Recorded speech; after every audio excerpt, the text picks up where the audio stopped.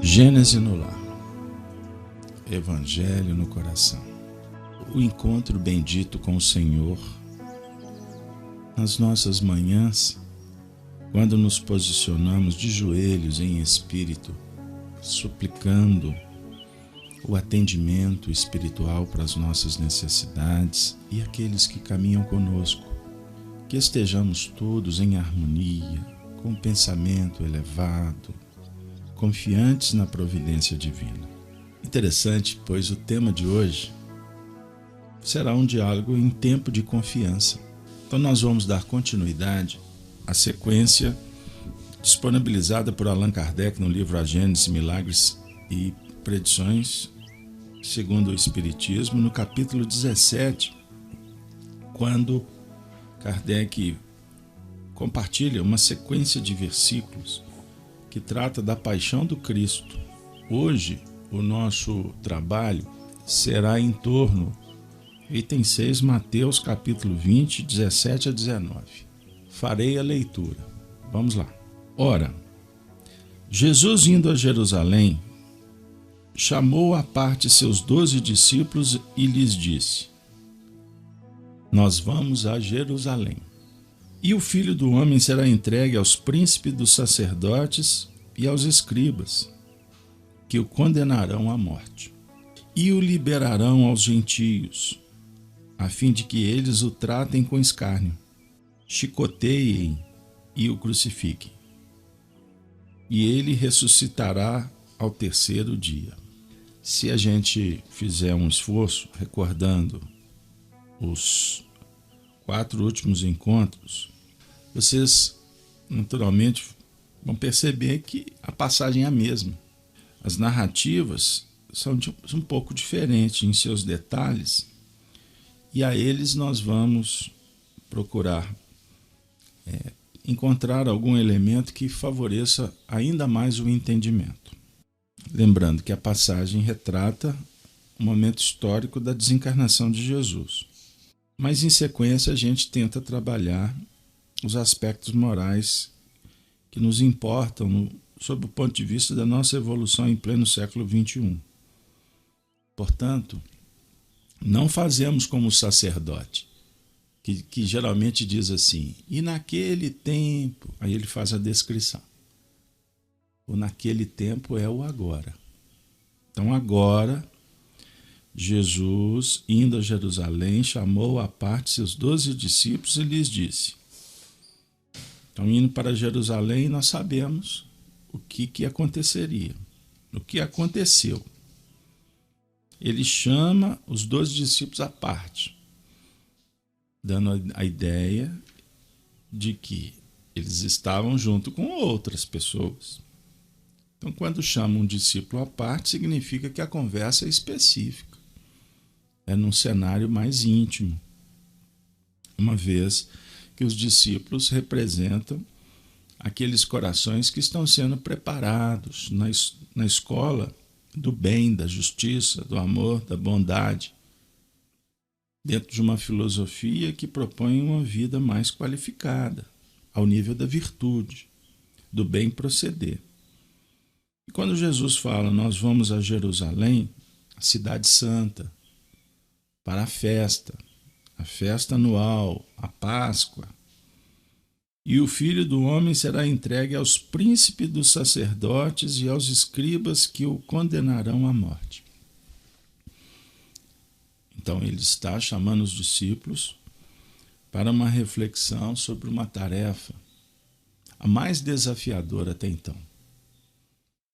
Porque o cenário iria apresentar prisão e condenação à morte, presciência, pré-cognição, a mediunidade clarividente que abarca os acontecimentos que estão próximos, condição de almas superiores.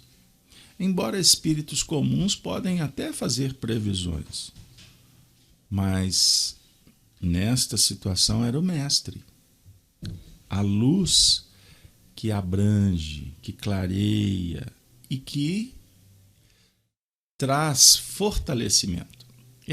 Não é um conhecimento estanque, é um movimento que consola, que esclarece, que cuida, que fortalece, que motiva moralmente. Então observemos, nós estamos sendo chamados à parte nesta manhã. Não foi por acaso. Não foi o WhatsApp que me lembrou. Não foi a pessoa que me convidou. Foram as circunstâncias que representam uma fala que vem do alto. Vem à parte. Vamos sair do que é comum. Não vamos olhar apenas para esse horizonte tão pertinho da gente. Vamos olhar à frente. Por que estamos aqui? De onde viemos? Qual a nossa condição interior? Então, o Evangelho não é um movimento místico. Ele é um diálogo profundo do ser consigo mesmo, com Deus. Nós temos amigos, familiares, o livro, que nos ajuda. Mas o encontro é divino, ele é pessoal, ele é intransferível e, no nosso caso, impostergável. Não dá para adiar. Porque Jesus está chamando. Até quando que eu vou continuar tripudiando? Até quando eu vou vestir a capa de religioso bonzinho, mas eu continuo fazendo as mesmas bobagens dentro de casa? Na rua não veem, mas na intimidade continuo trocando os pés pelas mãos, desconsiderando os meus entes queridos, brigando consigo mesmo, trazendo só problemas.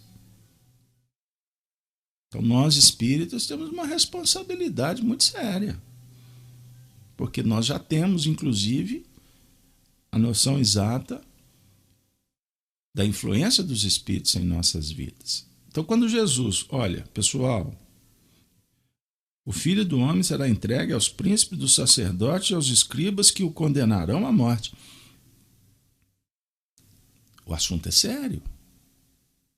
Não dá para deixar para depois.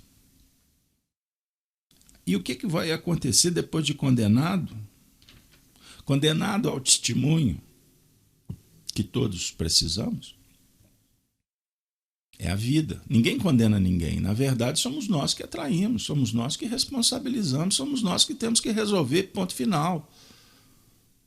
O médico ajuda, o enfermeiro bendito, a família maravilhosa, o remédio espetacular, mas o drama é nosso.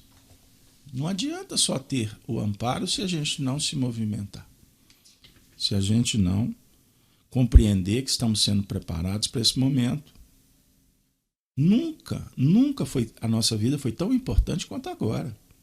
Nunca. E tudo isso, quando Jesus disse, e o liberarão aos gentios, a fim de que eles o tratem com escárnio.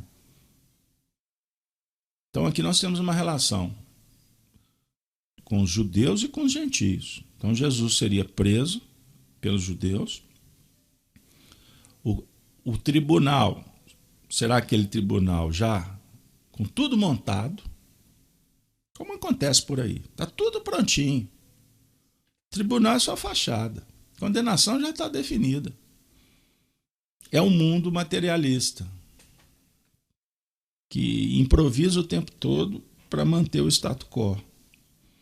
Mas isso tem repercussão no meio dos gentios. Gentios, neste caso, representam aquela facção de espíritos indiferentes, inocentes, infantilizados, é a palavra correta, que vão fazer o quê? Promover escárnio, chicotear e o crucificar. E ele ressuscitará ao terceiro dia. Agora vem a promessa. Mas antes de ressuscitar, é necessário entender que a proposta vem e diz assim, vinde à parte. A proposta chega no momento que levantamos o dedo em súplica. Senhor, me ajude.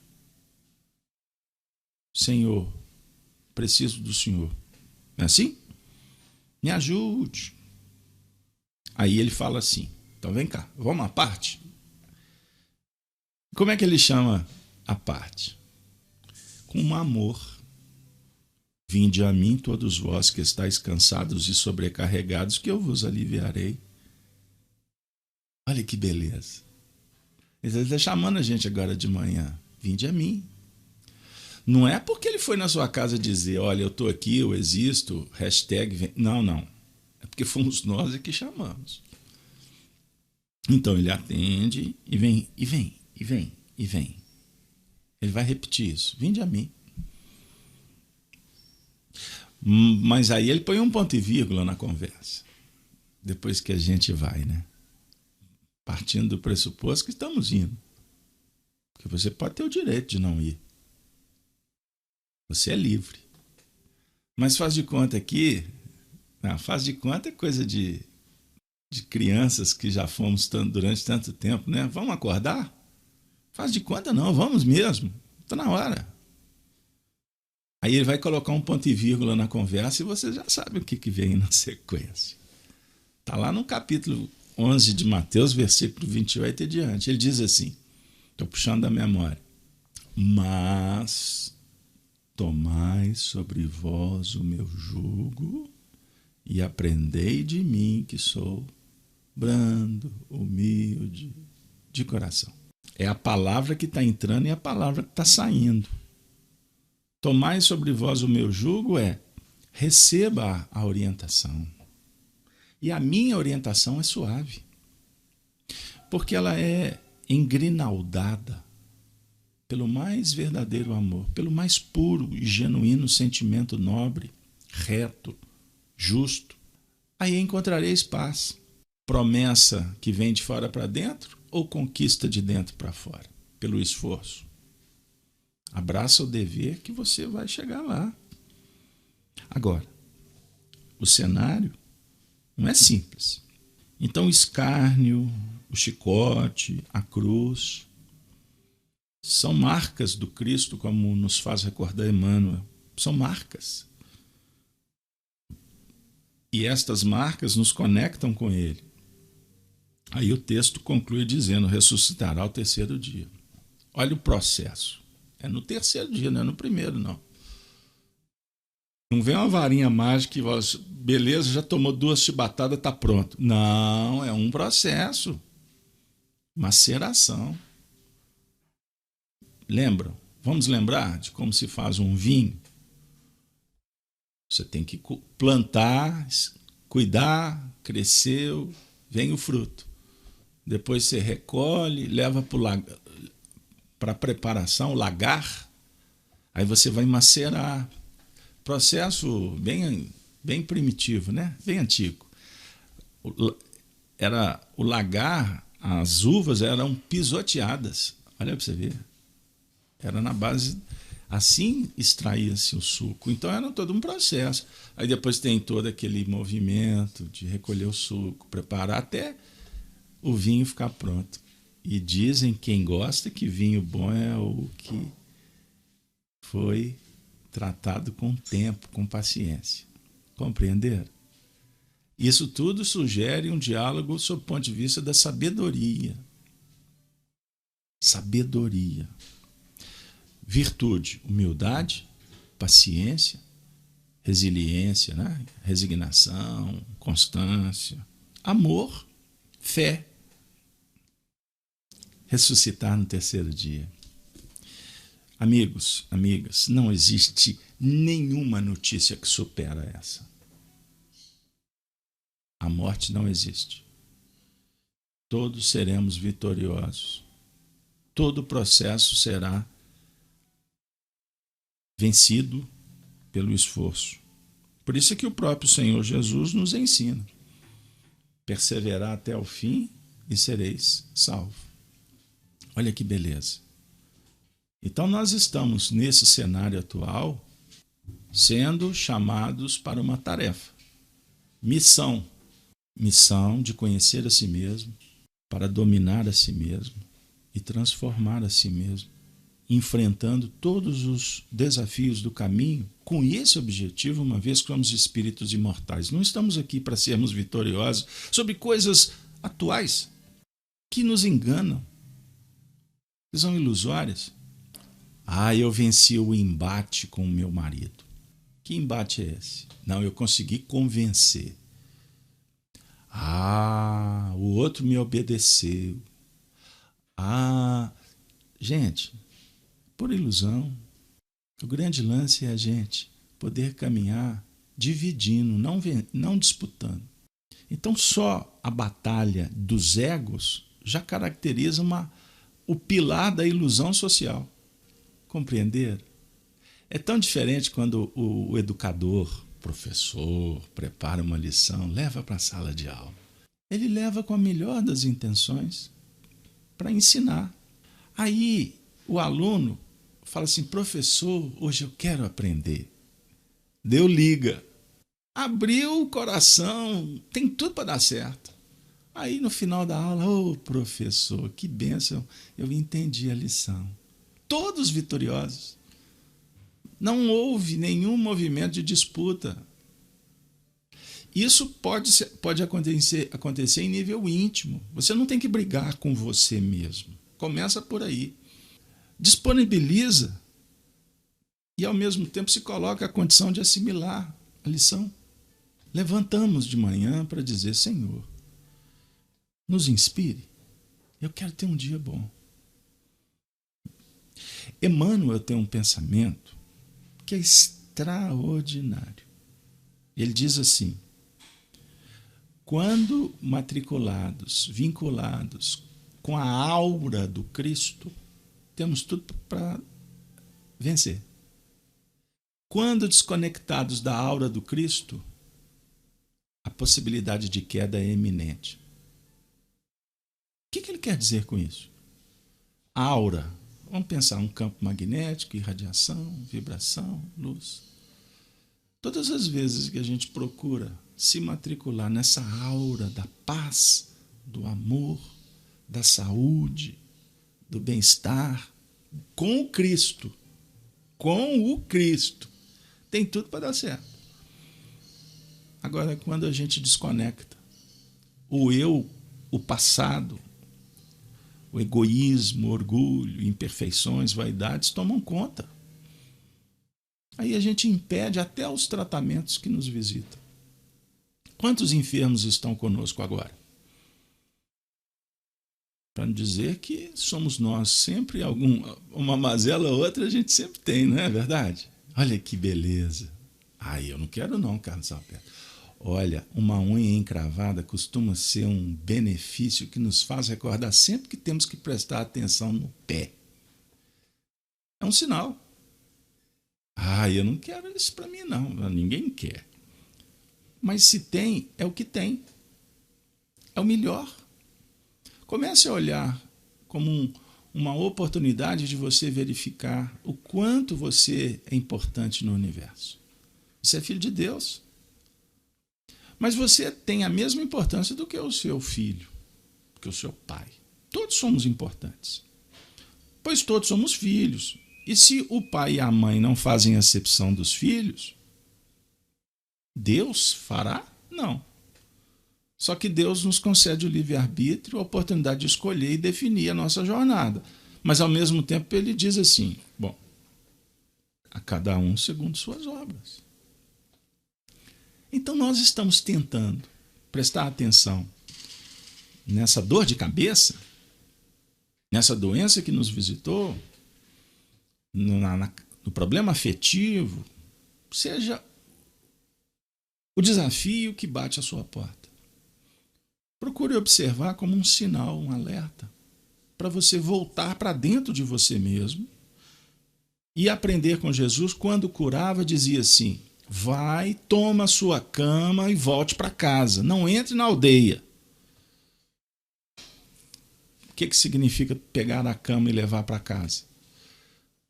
Esse leito do hospital, ele representa uma oportunidade de reflexão. Não perca essa oportunidade. Porque a maioria das pessoas querem se curar para voltar para o mundo, para continuar fazendo a mesma coisa que os levaram à cama, ao leito, ao hospital, ao médico, ao psiquiatra, seja onde for. Toma a tua cama Presta atenção. Presta atenção, porque você pode fazer da sua vida alguma coisa de muito especial a partir dessa sua experiência. Você não pode mudar a sua vida pela experiência do outro, ponto. Não é assistindo jornal que você vai mudar a sua vida. Você pode ser sensibilizado com a dor do vizinho que chegou e falou: ô, fulana, como foi complexo. Aí a gente vai se solidarizar, a gente vai criar aquele movimento de empatia. Ok, é importantíssimo. Mas é com a sua experiência que você impulsiona a sua evolução. Eu costumo dizer o seguinte: marido e mulher, mãos dadas, viajando, aí tem um acidente. O voo, o avião, tuf. Almas gêmeas desencarnaram de mãos dadas. Desencarnaram no mesmo momento. Olha que interessante. Na mesma viagem, mas o despertar no mundo espiritual é de cada um. Os dois não vão despertar no mundo espiritual de mãozinhas dadas, dois anjinhos, não. Cada um na sua posição espiritual. Carlos Alberto, você me entristeceu porque eu amo tanto a minha esposa, o meu marido. Não estou dizendo que vocês nunca mais vão se encontrar. Pelo contrário, pode ser até uma oportunidade de vocês lutarem para estarem juntos. Porque na Terra a gente acabou deixando um pouquinho de lado isso aí. Tempos de confiança, tempos de fé, tempos de espiritualidade é o momento que a gente está vivendo. Emmanuel tem uma bela página, e eu convido vocês para acessar. Está no livro Caminho, Verdade e Vida, intitulada Tempo de Confiança. Quando Jesus pergunta para os discípulos: onde está a vossa fé? Essa pergunta foi feita em qual momento, em qual situação? Quando eles estavam fazendo a travessia do mar. Houve a tempestade, e todos conhecem que Jesus veio e acalmou a tempestade, a dizer do apoio espiritual. Mas ele pergunta: onde está a vossa fé? Emmanuel diz assim: a tempestade estabelecera a perturbação no ânimo dos discípulos mais fortes. Como nessa passagem, Jesus estava anunciando a sua morte. Desorientados ante a fúria dos elementos, socorrem-se de Jesus em altos brados. Atende-os o mestre, mas pergunta depois: onde está a vossa fé? O quadro sugere ponderações de vasto alcance. A interrogação de Jesus indica claramente a necessidade de manutenção da confiança, quando tudo parece obscuro e perdido. Em tais circunstâncias, surge a ocasião da fé, no tempo que lhe é próprio. Se há ensejo para o trabalho e descanso, plantio e colheita, revelar-se-á igualmente a confiança na hora adequada. Ninguém exercitará o otimismo quando todas as situações se conjugam para o bem-estar. Olha que sabedoria! Como é que você vai exercitar o otimismo quando tudo está mil maravilhas? É difícil demonstrar-se amizade nos momentos felizes. Mineiros, brasileiros. O Emmanuel está falando o seguinte: o atendimento é tão especial ao amigo quando a circunstância indica. Ou seja, nos momentos felizes, nós estamos juntos, mas não estamos naturalmente apresentando os valores da amizade. Porque não dialoga só com coisas boas. A amizade verdadeira é provada, o testemunho é na hora do vão ver. Aguardem os discípulos naturalmente oportunidades de luta maior. Na atualidade dolorosa, inúmeros companheiros invocam a cooperação direta do Cristo. E o socorro vem sempre, porque é infinita a misericórdia celestial. Mas vencida a dificuldade, esperem a indagação. Onde está a vossa fé? E outros obstáculos sobrevirão, até que o discípulo aprenda a dominar-se, a educar-se, a vencer serenamente, com as lições recebidas. Então o Senhor atende a todos nós nos momentos mais aflitivos. Mas depois nós somos chamados de volta para a tarefa que ele previu, que ele anunciou. Então nós conjugamos essas duas passagens para chegar no objetivo final. Existe a proposta e a adesão consciente, responsável.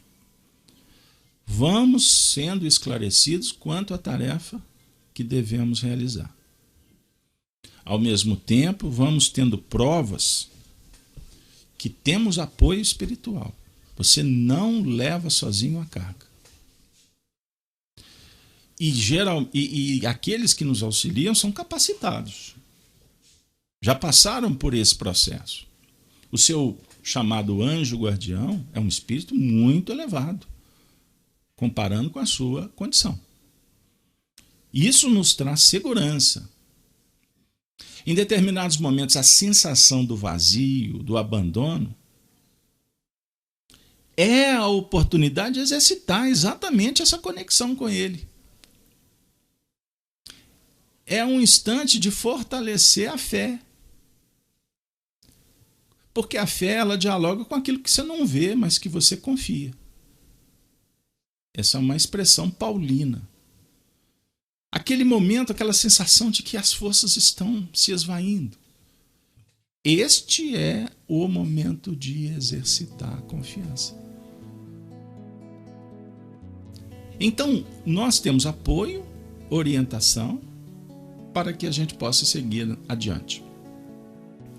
E bem-aventurado nós nos sentimos quando tudo se acalma, pela administração das emoções e dos sentimentos, com a ajuda dos nossos benfeitores da vida maior. Eu vou contar uma história.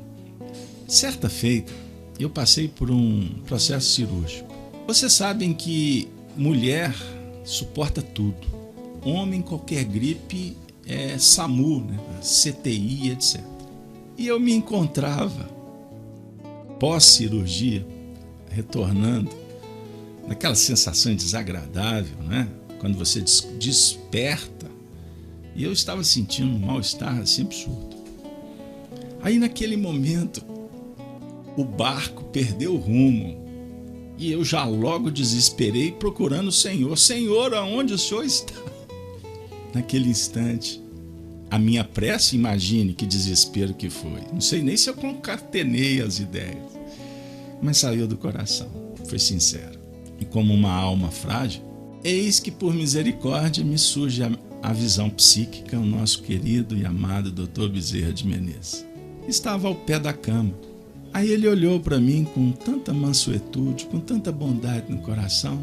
E naquele mesmo momento, uma enfermeira surge do nada, entra no bloco cirúrgico e vem na minha direção e pôs a mão na minha testa. Foi o suficiente para ele dar um sorriso dizendo: por que temer? Naturalmente ele teve que ir embora, porque tinham outros pacientes para ele atender. E a questão da confiança da administração interior foi devolvida para o meu coração. É você que tem que resolver isso. A enfermeira está aqui. Eu fiquei com vergonha.